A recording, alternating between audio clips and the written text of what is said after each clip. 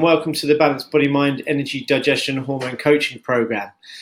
To record data, it's very, very simple. You have a nice graph here on the Excel sheet, which we can also make into a graph. Simply, all I want you to do with this is record the date, the temperature on waking first thing, the pulse, and then you're going to take that again 60 minutes after breakfast, 45 to 60 minutes, and then once again in the afternoon.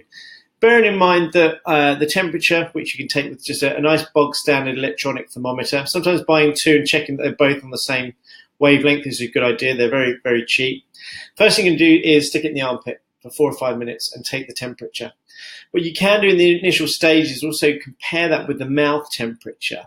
Sometimes when we have inflammation within the sinuses or within the gums, we can have an elevated temperature. I generally think that the temperature in the core will be cooler than temperature in the brain, which often uses an obscene amount of glucose throughout the day. And if we are seeing really low temperatures in the head, then it's going to be a real problem. And so hopefully you don't have that.